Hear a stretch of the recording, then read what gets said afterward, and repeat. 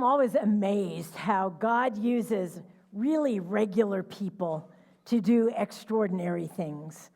So we read about shepherds and fishermen, housewives, and even Zechariah. They all fit this category of really ordinary people. Zechariah was a priest, and when we think of priests in the Bible, we tend to think about people who had all the answers and were called the religious leaders. But there was this whole group of priests who were just members of the priestly family, but they lived way out in the country or otherwise, and they just weren't as well educated as the priestly class in the cities that we're used to reading about.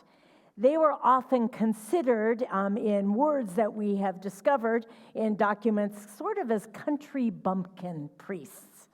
So Zechariah, if he fits any category at all, fits in this category of a country priest.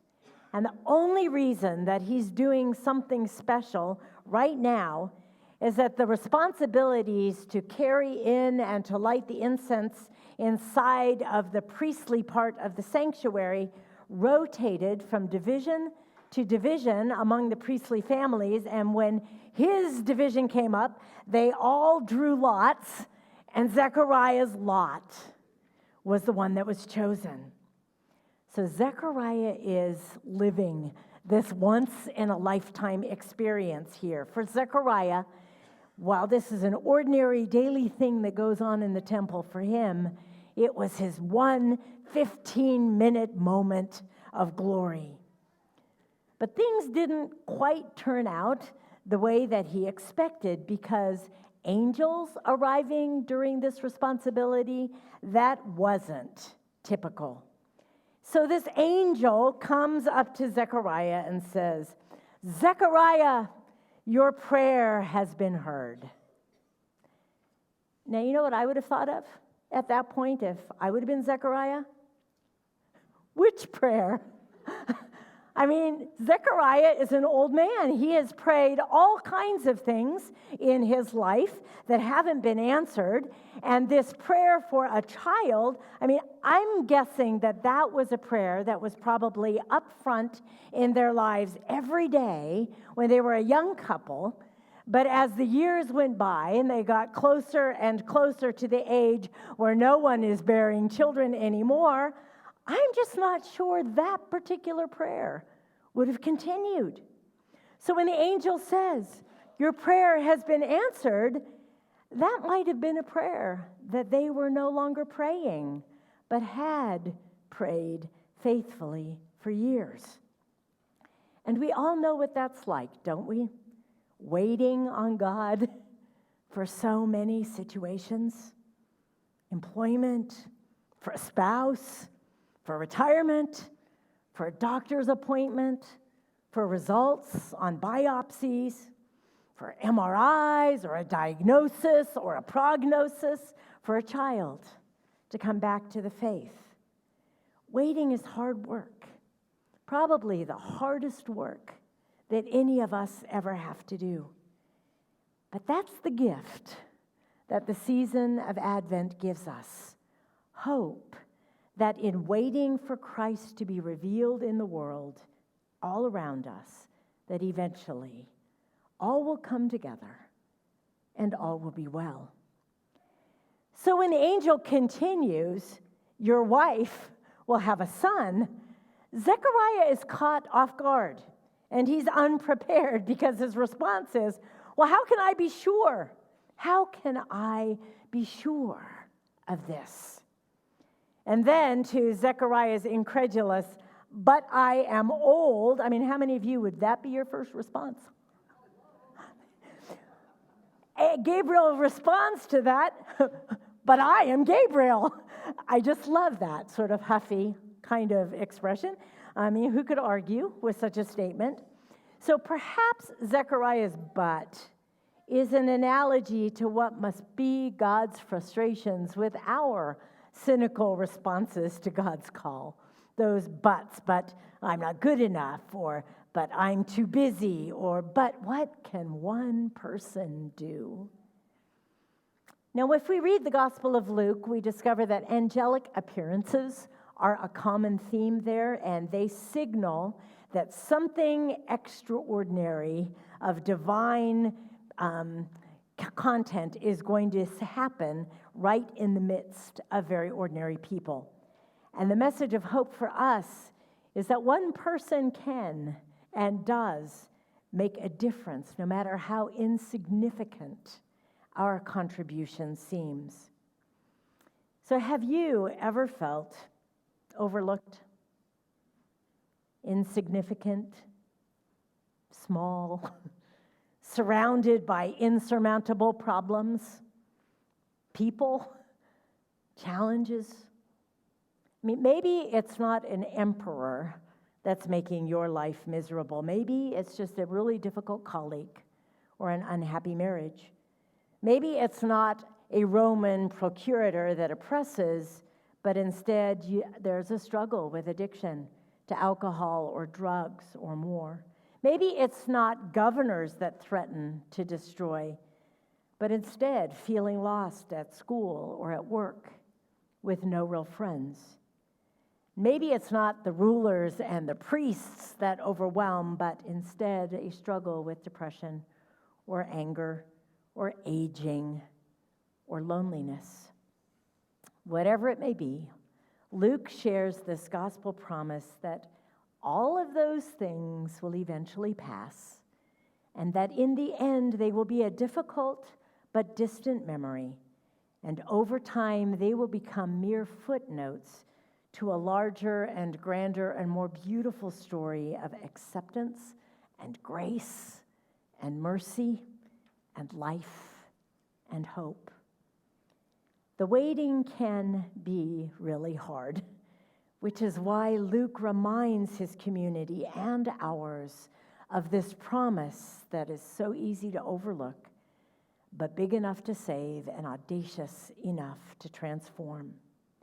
And as a person of hope and of learned and ongoing learned wisdom, you will pass that message on to others as your own awareness grows of the divine in the midst of the ordinary.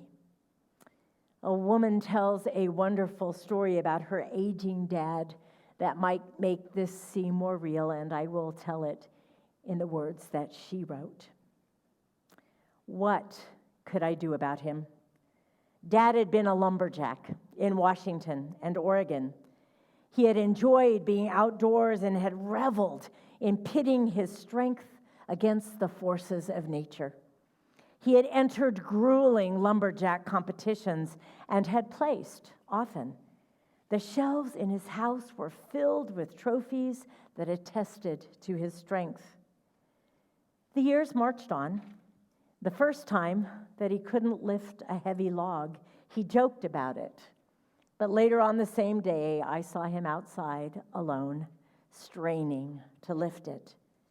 He became irritable whenever anyone teased him about his advancing age or when he couldn't do something he had done as a younger man. 4 days after his 67th birthday, he had a heart attack. An ambulance sped him to the hospital where a paramedic administered CPR to keep blood and oxygen flowing. At the hospital, Dad was rushed into an operating room, and he was lucky. He survived. But something inside Dad died. His zest for life was gone. He obstinately refused to follow doctor's orders. Suggestions and offers of help were turned aside with sarcasm and insults. The number of visitors thinned and finally stopped altogether. Dad was left alone. My husband, Dick, and I asked Dad to come live with us on our small farm. We hoped that the fresh air and rustic atmosphere would help him adjust. But within a week after him moving in, I regretted the invitation. It seemed that nothing was satisfactory. He criticized everything I did. I became frustrated and moody, and soon I was taking my pent-up anger out on Dick, and we began to bicker and argue. Alarmed, Dick sought out our pastor and explained the situation, and the clergyman set up weekly counseling appointments for us. And at the close of each session, we prayed, asking God to soothe Dad's troubled mind. But the months wore on, and God was silent. The next day, I sat down with the phone book and methodically called each of the mental health clinics listed in the yellow pages. And I explained my problem to each sympathetic voice that answered in vain. And just when I was about to give up hope, one of the voices suddenly exclaimed, "I just read something that might help you. Let me go and get the article." And I listened as she read. The article described a remarkable study done in a nursing home. All of the patients were under treatment for chronic depression, yet their attitudes had improved dramatically when they were given responsibility for a dog. So I drove to the animal shelter that afternoon. And after I filled out a questionnaire, a uniformed officer led me to the kennels. And each kennel contained 5 to 7 dogs. Long-haired dogs, curly-haired dogs, black dogs, spotted dogs, all jumped up trying to reach me. I studied each one, but rejected one after the other for various reasons. Too big, too small, too much hair.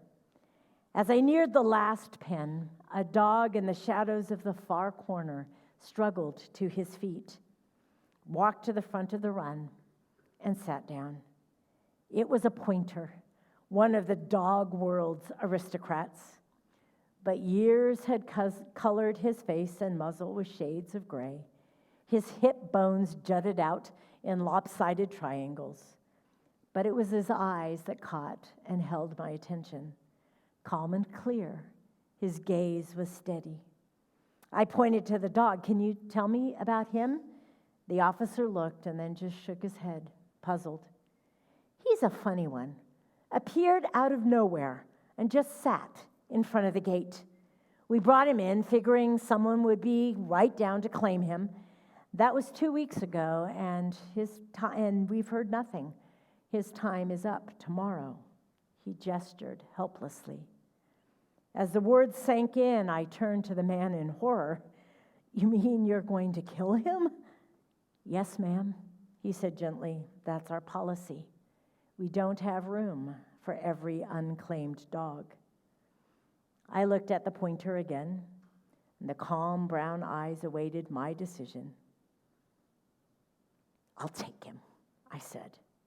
So I drove home with the dog beside me on the front seat, and when I reached the house, I honked the horn twice. I was helping my prize out of the car when Dad shuffled out onto the front porch. "Ta-da! Look what I got for you, Dad," I said excitedly. You can all tell this is not going to end well, right? Dad looked and then wrinkled his face with disgust. If I had wanted a dog, I would have gotten one. And I would have picked out a better specimen than that bag of bones. "Keep it. I don't want it."